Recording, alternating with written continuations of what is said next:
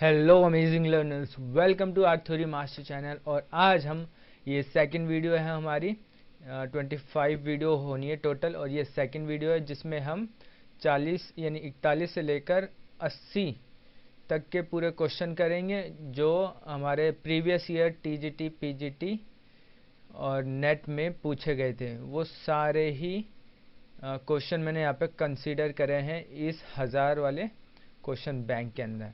ठीक है, तो ये सेकंड वीडियो है। हमारा पहला क्वेश्चन है 41, म्यूरल किस भाषा से आया शब्द है? ओरिजिन ऑफ म्यूरल वर्ड, कहाँ से आया है, कहाँ से निकला है ये शब्द? तो देखिए, जो ये म्यूरल शब्द है ना आपका, ये निकला है लैटिन से,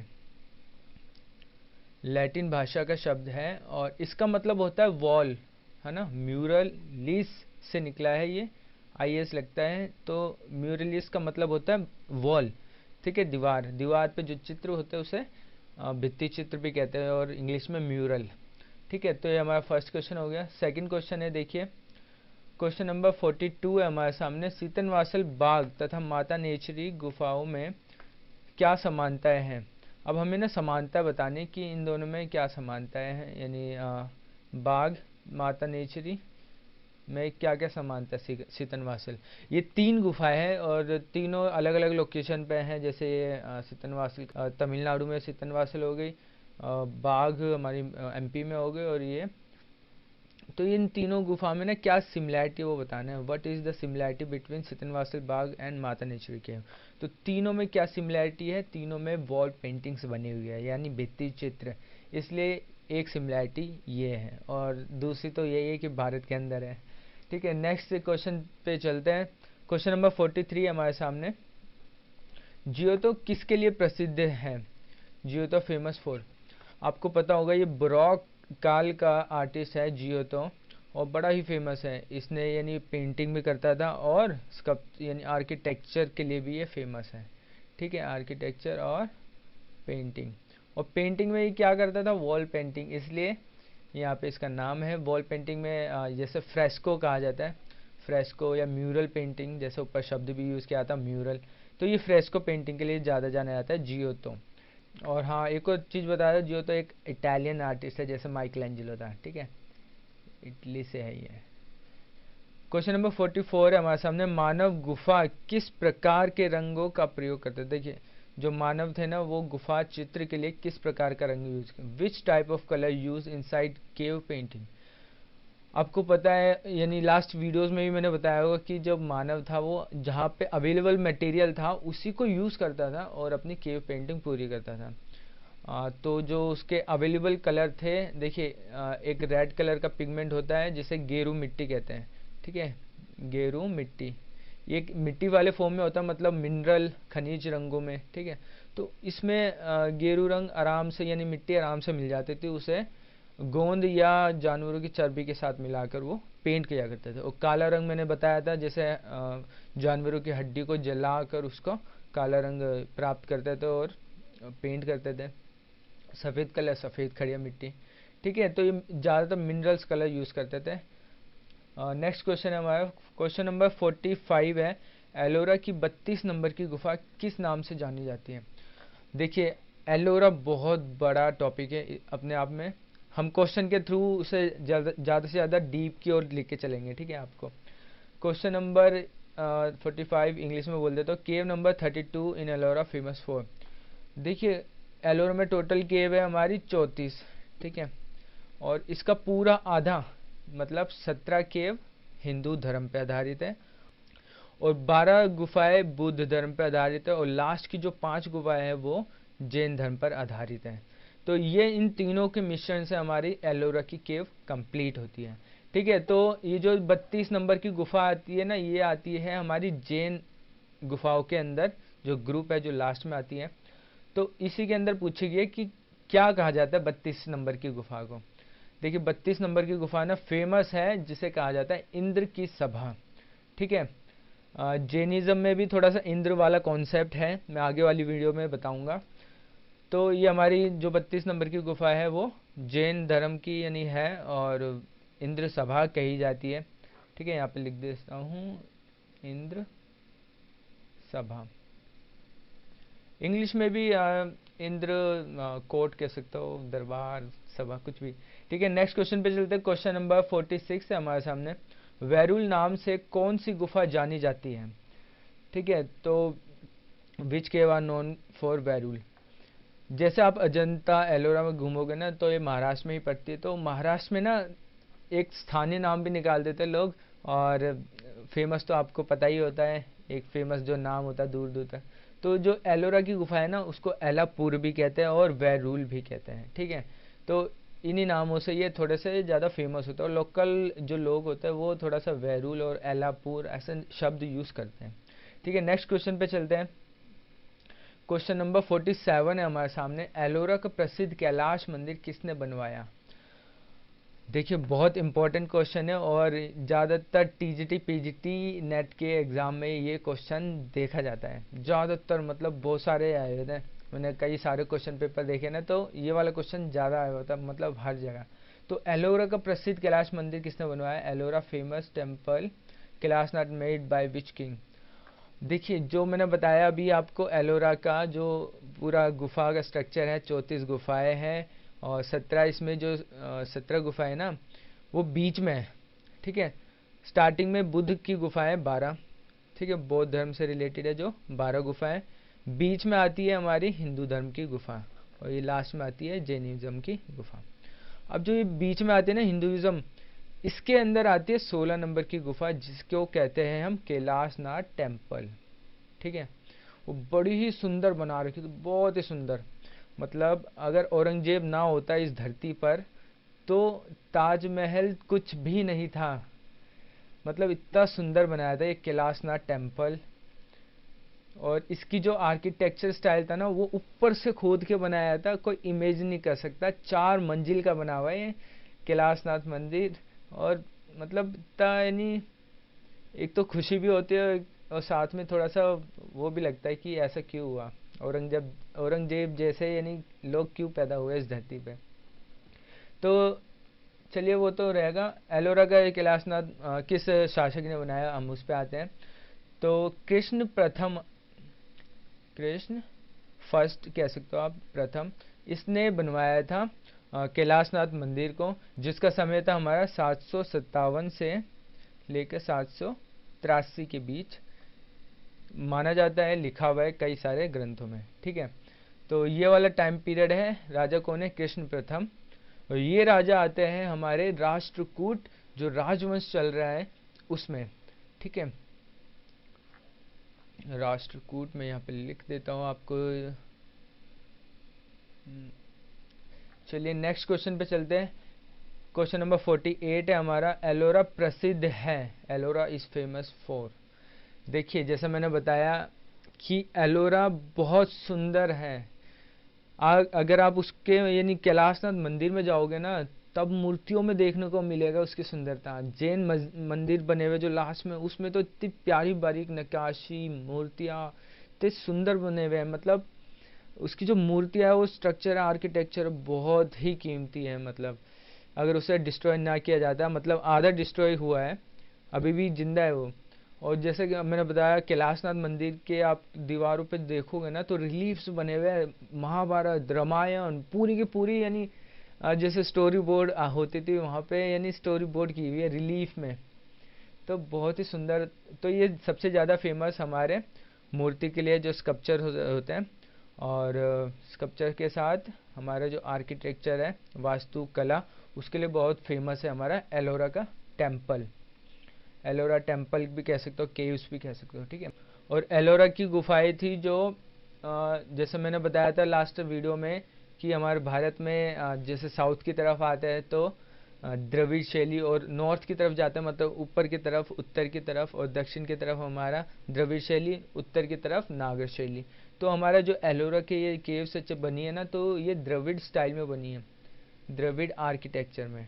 ठीक है, ये चीज़ ध्यान रखिएगा। नेक्स्ट क्वेश्चन पे चल रहे हैं। क्वेश्चन नंबर 49 हमारे सामने। ब्रह्मा विष्णु और महेश की मूर्ति कहाँ पर स्थित है? ब्रह्मा विष्णु एंड महेश मूर्ति आर लोकेटेड। देखिए, सिंपल सा क्वेश्चन है, और कई जगह पूछा गया है टीजीटी बीजीटी में। तो ये एलिफेंटा है हमारी, जो महाराष्ट्र के अंदर स्थित है, यानी मुंबई के पास में है एलिफेंटा। एलिफेंटा, वहाँ पे ये स्थित है और बहुत फेमस गुफा है जहाँ पे यानी आपको देखने को मिलेगा ब्रह्मा की मूर्ति, विष्णु की और ब्रह्मा विष्णु महेश तीनों की मूर्ति मिलेगी। मतलब ये बहुत बड़ी मूर्ति बनी हुई थी इसलिए ये फेमस है। और माना जाता है ये राष्ट्रकूट बैकग्राउंड यानी जो राजा थे उसने बनवाया, बट कहीं कहीं पल्लव राजा का भी जिक्र है, तो थोड़ा सा ये कंफ्यूजिंग वाला टॉपिक है। बट क्योंकि ये क्वेश्चन पूछा भी नहीं जाता कि किसने बनवाई एलिफेंटा की केव वगैरह, है ना, उसमें ज़्यादातर आपके स्कल्पचर्स पूछे जाते हैं और दो चार स्कल्पचर्स, और यानी स्कल्पचर्स तो बहुत सारे हैं उसमें, बट महेश मूर्ति का सबसे ज़्यादा पूछा जाता है। क्वेश्चन नंबर 50 है हमारे सामने। एलिफेंटा की गुफाएं चारों ओर से किस से घिरी हुई हैं? Elephanta caves are revolve round. देखिए एलिफेंटा की केव में अगर आप घूमने गए होंगे तो आपको पता होगा ये समुद्र से घिरी हुई है, मतलब चारों तरफ इसके पानी ही पानी है। ठीक है, बीच में ऐसे एलिफेंटा केव्स बनी हुई है और ये 8वीं सेंचुरी की बनी हुई है, बेसिकली 8th सेंचुरी, मतलब 8वीं शताब्दी की। टाइम पीरियड भी बहुत जरूरी है। नेक्स्ट क्वेश्चन पे चलते हैं। क्वेश्चन नंबर 51 है, बाघ गुफाएं किस जनपद में पड़ती है? बाघ केव्स आर लोकेटेड। देखिए जो धार जनपद है एमपी के अंदर, उसके अंदर हमारी बाघ गुफाएं मिलती है जो बुद्ध धर्म पे आधारित है और बुद्ध धर्म, और ये अजंता के समकालीन मानी जाती है। ठीक है, और इसमें टोटल 9 गुफाएं थी जिसमें से यानी करीब 7 नष्ट हो चुकी हैं। ठीक है, तो उसी हिसाब से आप देखिएगा। नेक्स्ट क्वेश्चन पे चलते हैं। क्वेश्चन नंबर 52 है हमारे सामने। गायिकाओं का चित्र बाघ की कौन सी गुफा के सामने है? Which cave front of painting women singer. देखिए जो ये गायिकाओं वाले चित्र है, सिंगर वाला चित्र है, ये गुफा नंबर 4 के सामने बनाया है, जो बाघ के अंदर ही स्थित है, जिसमें आपको दिखेंगे 2 ग्रुप यानी 2 दल दिखेंगे जो यानी बेसिकली लड़कियों का ही है। उसमें एक सिंगर है, एक गा रही है, और दूसरी जो ग्रुप में है वो एक डांसिंग वगैरह है। ठीक है, तो ऐसी पेंटिंग बनी हुई है। और नेक्स्ट क्वेश्चन पे चलते हैं। क्वेश्चन नंबर 53 है हमारे सामने। बाघ गुफाओं के चित्र में किस तकनीक का प्रयोग किया गया? टेक्निक पूछा है, मतलब जो पेंटिंग करने का स्टाइल था वो क्या था? Which technique is use for paint Bagh cave. तो बाघ की जो गुफाएं है इसमें जैसे अजंता में किया जाता था, पहले प्लास्टर चढ़ाया जाता था। ठीक है, प्लास्टर चढ़ा के फिर उसके ऊपर टेम्परा जो कलर्स होते थे वो यूज़ करते थे। टेम्परा कलर में जो ग्लू था, ग्लू को यूज़ करके, ग्लू को लगाकर फिर उसको कंप्लीट किया जाता था। ठीक है, तो ये अजंता के सिमिलैरिटी था जो इसका जो पूरा प्रॉपर वे था पेंटिंग का। और बाघ केव की जो अनुकृतियाँ थी पेंटिंग्स की, वो बनाई थी असित कुमार हल्दार ने 1921 में, और नंदलाल बोस दोनों ने बनाई थी। तो इनके अनुकृति वाले भी क्वेश्चंस आते हैं। नेक्स्ट क्वेश्चन पे चलते हैं। क्वेश्चन नंबर 54, फ्रेस्को ब्यूनो है। आपको पता होगा फ्रेस्को ब्यूनो होता है जब हम गीले गीले चीज़ पर मतलब पेंटिंग कर देते हैं, जैसे आला प्राइमा यूज़ करते हैं ऑयल पेंटिंग में, है ना, गीले गीले में ही कर देना और जब सूख जाता है वो पक्का हो जाता है। तो फ्रेस्को ब्यूनो क्या होता है, हम जब गीला प्लास्टर लगाते हैं ना उस पर ही पतला कलर चढ़ा देते हैं। ठीक है, पतला जब कलर चढ़ता है तो वो सूखने के बाद इतना पक्का हो जाता है, मतलब उसकी जो लाइफ है वो बहुत अच्छी हो जाती है और कलर भी बड़ा टिका होता है। मतलब पतला यानी चलाना होता है, तो ये हो जाता है हमारा फ्रेस्को ब्यूनो। क्वेश्चन नंबर 55 है हमारे सामने। फ्रेस्को सेक्को भारत के किस चित्र शैली से संबंधित है? What is similar technique like fresco secco in India. आपको पता होगा जो अजंता की शैली है हमारी, अजंता का जो स्टाइल था पेंटिंग का, भित्ति चित्र का, वॉल पेंटिंग, म्यूरल, फ्रेस्को, क्या कुछ भी कह सकते हो, तो वो फ्रेस्को सेक्को से सिमिलर था।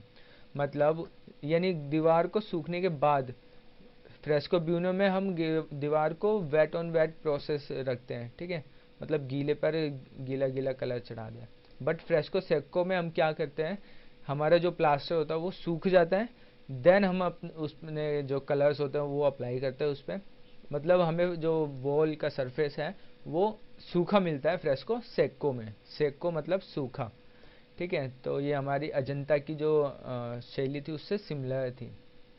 आप इसे ऐसे भी समझ सकते हो, जो माइकल एंजेलो था जो बड़ा फेमस था इटली का कलाकार, उसने ये जब पेंटिंग स्टार्ट करी थी तो वो फ्रेस्को सेक्को वाली टेक्निक यूज़ करता था।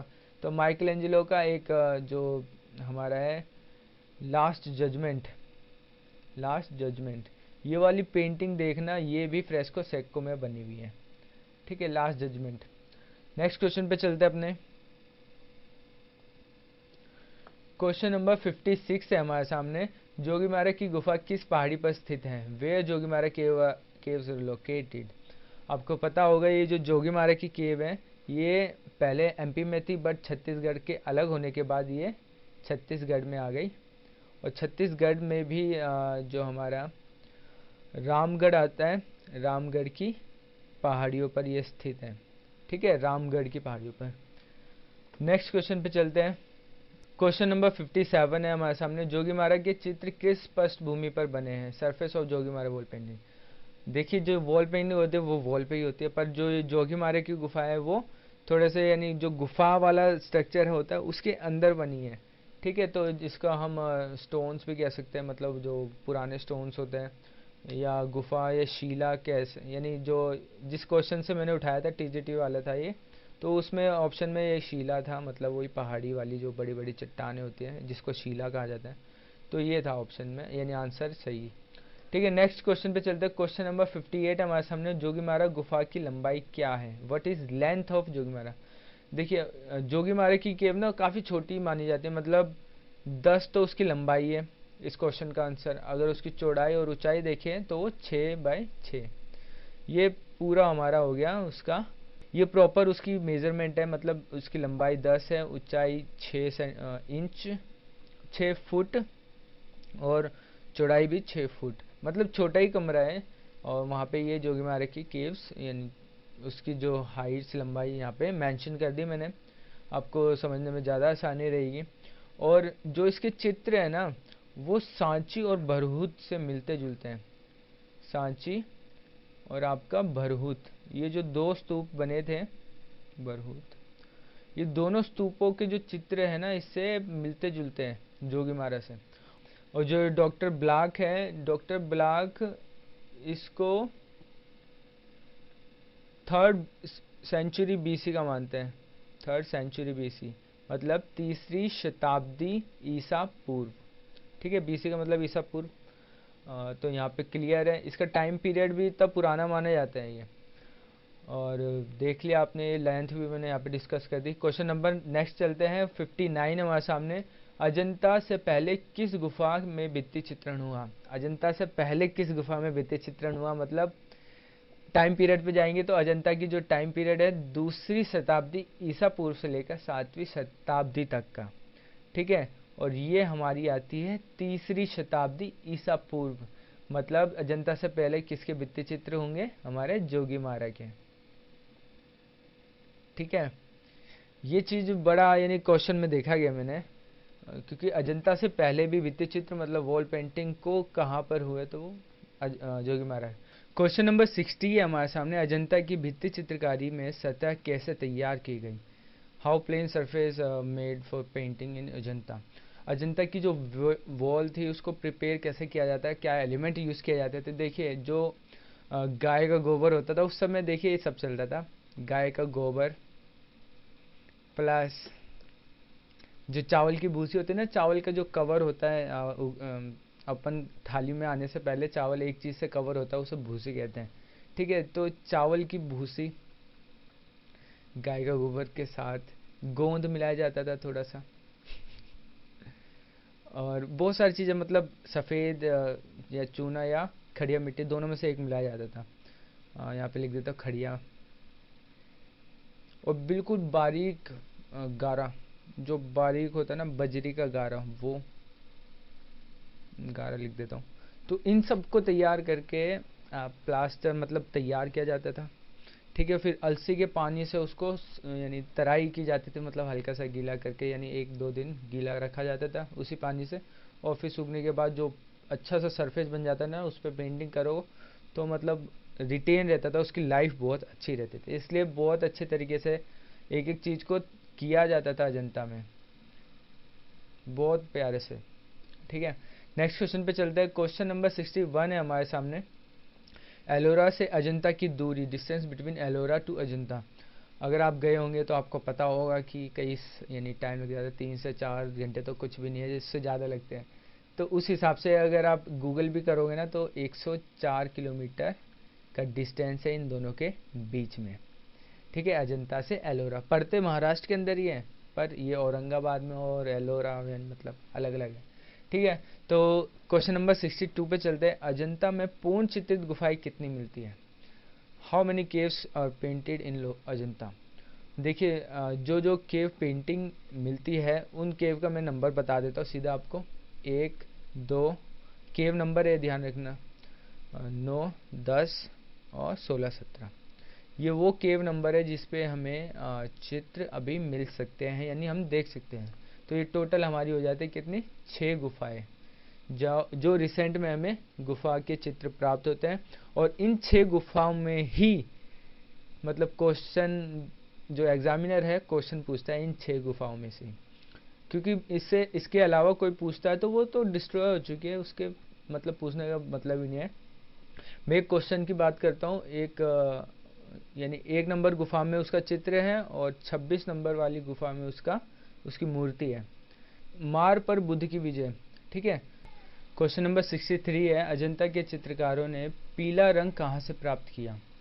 From where Ajanta artist prepare yellow colour. आपको पता होगा जो स्थानीय कलर था, जो अवेलेबल मटेरियल था, ज़्यादातर लोग उसी का यूज़ करते थे। पर अजंता वाले जो थे ना, संखिया होता है, सखिए से बनाया करते थे येलो कलर। ठीक है, जैसे अगर हम खनिज में बात करें तो अलग यूज़ होगा, वनस्पति में करें तो जैसे प्योढ़ी वाले होते फूल येलो कलर की, उससे कलर यूज़ किया जाता है। तो अजंता में तीनों तरीके के यूज़ किए जाते थे, चाहे रसायन, खनिज या प्राकृतिक कलर हो। ठीक है, तो संखिए का यूज़ करते थे येलो कलर बनाने के लिए। जैसे नीला कलर इनका पूछा जाता है तो लेपिस लाजुली जो ईरान से मंगवाया करते थे वो लेपिस लाजुली कलर, और काला कलर आपको पता ही है, कोयले वगैरह सा। तो इनको ग्लू लगा के कलर तैयार करने में 1 नंबर थे ये। नेक्स्ट क्वेश्चन पे चलते हैं। क्वेश्चन नंबर 64 है, अजंता में क्यूरेटर की नियुक्ति कब हुई? अपॉइंट क्यूरेटर इन अजंता। आपको पता होगा 1908 में अजंता की क्यूरेटर की नियुक्ति अजंता में हुई थी, और बड़े ही मुश्किलों के बाद हुई थी। मतलब सबसे पहले अलेक्जेंडर आते हैं, देखते हैं, इसके बारे में लिखते हैं, पर कुछ नहीं होता। फिर जेम्स फर्ग्यूसन आते हैं, वो 4 साल मेहनत करते हैं कि अजंता की गुफा इतनी अज्ञातवास में है, कोई जाता नहीं है, मतलब ऐसे ही सड़ रही है, और इतना यानी अच्छी चीज़ मतलब ऐसे यानी जंगलों के बीच है। तो वो 4 साल लगा के जेम्स फर्ग्यूसन 1843 में जाते हैं, और 4 साल लगा के बहुत अच्छे से उसको रिसर्च करते, देखते हैं, एक एक चीज़ के बारे में, उसकी ब्यूटी को निखारते हैं, और कहाँ पे ले जाते हैं? ग्रेट ब्रिटेन में, royal society of great Britain में लेख पढ़कर सुनाते हैं, और आंखें खोलते हैं कि वहाँ पे बहुत बढ़िया चीज़ है। तब जाके वहाँ की जो ब्रिटेन की सरकार होती है 1847 में रॉबर्ट गिल को हमारे अजंता भेजती है, वहाँ के जो चित्र थे उसकी प्रतिलिपियाँ बना यानी अनुकृतियाँ तैयार करने के लिए। ठीक है, तो अपॉइंटमेंट हुई थी 1908 में। मतलब ये सब कुछ पॉसिबल हो पाया जेम्स फर्ग्यूसन के कारण, जो 4 साल लगा कर जेम्स फर्ग्यूसन 4 साल लगा कर उसको मतलब दुनिया तक लेके गया कि यहाँ पे ये इतनी बढ़िया हेरिटेज स्थित है। ठीक है, नेक्स्ट क्वेश्चन पे चलते हैं। क्वेश्चन नंबर 65 है, महात्मा बुद्ध का गृह त्याग चित्र कौन सी गुफा में है? महात्मा बुद्ध केव, लिविंग हाउस, पेंटिंग, विच केव? तो अजंता आपको पता ही होगा, हमारा औरंगाबाद के अंदर है, महाराष्ट्र के अंदर, और बागोरा नदी के किनारे हैं, और बहुत ही अज्ञातवास में था और खोजा गया उसके बाद। ठीक है, ये तो बेसिक हो गया। अब देखिए, अब उसके अंदर जो गुफा है ना, टोटल 30 गुफा है, और हर एक गुफा में अलग अलग चित्र बने हैं। और जैसे मैंने ऊपर ही बता दिया, जो चित्रित गुफाएं 1, 2, 9, 10, 16, 17, इनमें ही क्वेश्चन घूमते हैं, इनमें से ही पूछे जाते हैं। और ये भी इसी का क्वेश्चन है, मतलब महात्मा बुद्ध का जो गृह त्याग है वो कौन सी वाली गुफा में? 16 नंबर की गुफा। इस गुफा में कई सारे चित्र हैं, फेमस भी चित्र हैं, जिसमें महात्मा बुद्ध का गृह त्याग है। और मरणासन राजकुमारी और कई सारे ऐसे चित्र बने हुए हैं इस 16 नंबर की केव में। क्वेश्चन नंबर 66 है हमारे सामने, अजंता की कौन सी गुफा में सहस्त्र बुद्ध है? 1000 बुद्ध पेंटिंग इन अजंता। आपको पता होगा जो ये 1000 बुद्ध मतलब सहस्त्र बुद्ध है, ये अजंता की 2 नंबर गुफा में स्थित है। नेक्स्ट क्वेश्चन पे चलते हैं। क्वेश्चन नंबर 67, अजंता और एलोरा कितने वर्षों में बनकर तैयार हुए?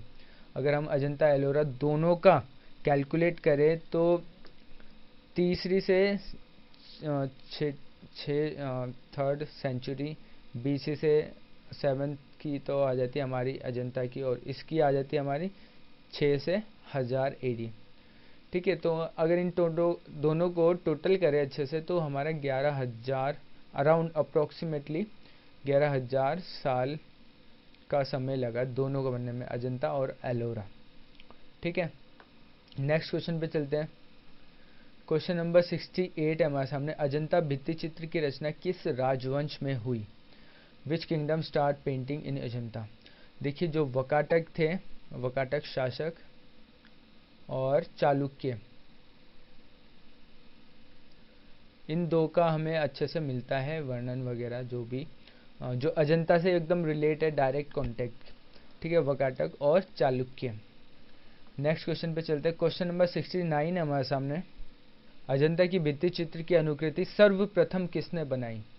First time Ajanta wall painting imitated, मतलब वही हमारी जो रिप्लिका तैयार होने लग गई थी उस पेंटिंग्स की। तो मैंने यहाँ पे बता देता, जो ये रॉबर्ट गिल थे जो 1847 में आए थे हमारे इंडिया में, अजंता में आकर इन्होंने बहुत सुंदर सुंदर यानी अनुकृतियाँ बनाई, प्रतियाँ बनाई। मतलब इन्होंने 30 करीब बना ली थी 10 साल में, मतलब 1857 में, आपको पता ही होगा, जो भारत का प्रथम आज़ादी का आंदोलन था, जो वो सक्सेसफुल भी रहा। मतलब 1847 से 57 के बीच में रॉबर्ट गिल यहाँ पे 30 करीब चित्र बना लेते हैं, जो ब्रिटेन में जाके जला देते हैं। मतलब एक एग्जीबिशन लगाते हैं, वहाँ पे 25 करीब जल जाते, तो 5 करीब अभी सुरक्षित हैं वैसे, तो 25 करीब स्वाहा हो जाते हैं मतलब। ठीक है, तो सर्वप्रथम किसने बनाई? रॉबर्ट गिल ने। और ऐसे ही मैं हिस्ट्री में आपको डीप ले जाता रहूँगा। नेक्स्ट क्वेश्चन पे चलते हैं। क्वेश्चन नंबर 70 है, अजंता में कितने प्रकार की गुफाएं हैं? टाइप्स ऑफ केव इन अजंता। देखिए, हम अगर चैत्य विहार की बात करें तो 2 हो गई। चैत्य विहार, चैत्य मतलब जो मतलब हमारे जो पूजा का स्थान है चैत्य, और विहार मतलब जो रहने का, जो मोंक के रहने का स्थान है वो। और हम बौद्ध धर्म में बात करें कि बौद्ध धर्म में भी 2 हिस्सों में थे ना, हीनयान महायान, तब भी हमारी 2 गुफाएं आती हैं। तो इसका राइट आंसर तो 2 ही होगा वैसे। ठीक है, चाहे अगर चैत्य विहार से वाले एंगल से पूछें या हमारे हीनयान महायान वाले एंगल से पूछें। ठीक है, हीनयान या महायान। नेक्स्ट क्वेश्चन पे चलते हैं। क्वेश्चन नंबर 71 है हमारे सामने, अजंता में परिप्रेक्ष्य का किस रूप में प्रयोग हुआ? Perspective use in Ajanta. देखिए, अजंता में ना हमें जो पर्सपेक्टिव होता है ना 1 2 3 ऐसा कुछ भी नहीं था। उस समय चलता था काल्पनिक पर्सपेक्टिव। ठीक है, जो इमेजिनेशन पे बेस्ड था, है ना। मतलब मैं आपको एक चित्र से समझाता हूँ। एक चित्र है हमारा राहुल समर्पण, है ना, राहुल समर्पण। इस राहुल समर्पण वाले चित्र में आप अगर देखोगे तो महात्मा बुद्ध को ना उतना बड़ा बना रखा है, मतलब बहुत ज़्यादा, मतलब आध्यात्मिक रूप से बहुत ज़्यादा बड़ा बना रखा है, आध्यात्मिक महत्व को आगे बढ़ाने के, यानी उसको हाईलाइट करने के लिए, इंपॉर्टेंस देने के लिए। और उसके सामने यशोधरा इतनी छोटी सी बना रखी है, वो पुत्र ऐसे। तो वो ये दिखाने की कोशिश कर रहे हैं, जो पर्सपेक्टिव है वो कहीं दूर दूर तक नहीं है, बट आध्यात्मिक महत्व लेके आ रहे हैं, स्पिरिचुअल जो है इम्पोर्टेंस वो दिखा रहे हैं कि कैसे यशोधरा और उसके सामने बुद्ध और उसका बेटा राहुल को समर्पण कर रही है, मतलब। तो वो सारा जो मार्मिक दृश्य है आप देखिएगा तो आपको समझ में आ जाएगा कि किस टाइप का पर्सपेक्टिव कैसे यूज़ किया जा रहा है, जो बिल्कुल ही इमेजिनेशन पर बेस्ड है। ठीक है, नेक्स्ट क्वेश्चन पे चलते हैं। क्वेश्चन नंबर 72 है, अजंता के समकालीन चित्र कहाँ मिलते हैं? सेम टाइम पीरियड वाली जो वॉल पेंटिंग है अजंता की, वो कहाँ मिलती है हमें? आपको पता होगा जो बाघ की केव है वो सिमिलर है, मतलब समकालीन है, मतलब सेम टाइम पीरियड पे पेंटिंग हुई है। मतलब अगर आप अजंता की पहली दूसरी वाली गुफा देखोगे तो वो बाघ के काफ़ी समकालीन है, मतलब 626 से 28 के बीच का टाइम पीरियड बाघ का माना जाता है, जो मतलब अलाइक है, बिल्कुल सेम है अजंता के। नेक्स्ट क्वेश्चन पे चलते हैं। क्वेश्चन नंबर 73 है, अजंता में बोधिसत्व भित्ति चित्र किस गुफा में बना है? Bodhisattva Padmapani Bodhisattva painting in Ajanta which cave number? तो ये केव नंबर 01 यानी 1 नंबर की जो गुफा है उसमें बोधिसत्व पद्मपाणि वाली हमें चित्र देखने को मिलता है। क्वेश्चन नंबर 74 है, अजंता की गुफा नंबर 1 का निर्माण कब हुआ? केव number 1 in Ajanta built in.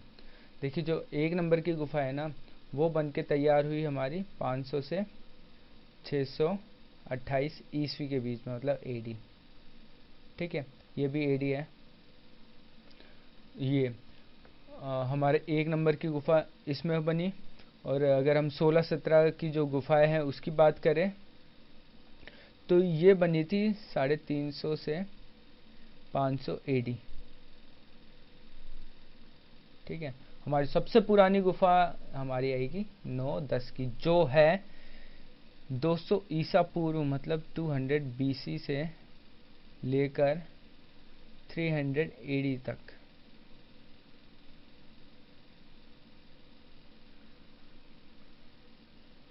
ठीक है, तो ये वाले जो है ना टाइम पीरियड मैंने एकदम सही बता दिया आपको हर एक गुफा के साथ।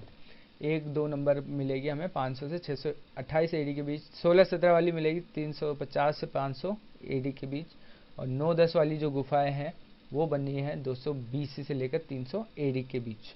ठीक है, नेक्स्ट क्वेश्चन पे चलते हैं। क्वेश्चन नंबर 75 है, यो मैत्र बुद्ध क्या है? व्हाट इज यो मैत्र बुद्ध?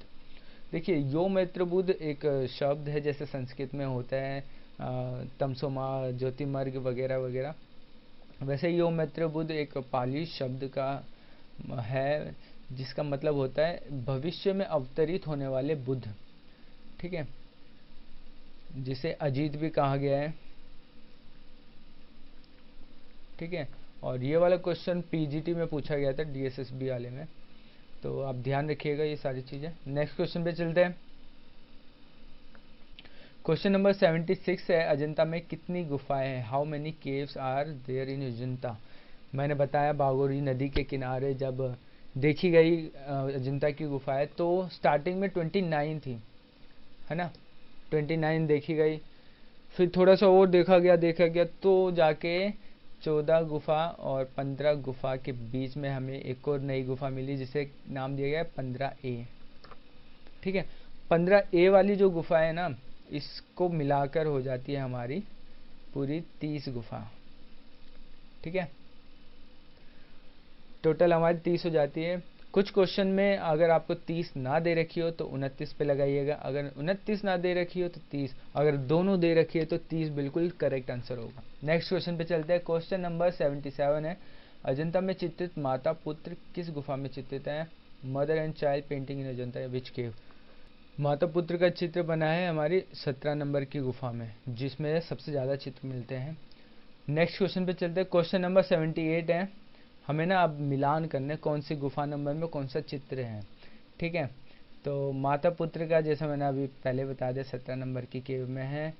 पद्मपाणि बोधिसत्व ये वाली पेंटिंग हमें पहले में मिलती है, अभी मैंने ऊपर बताया भी आपको।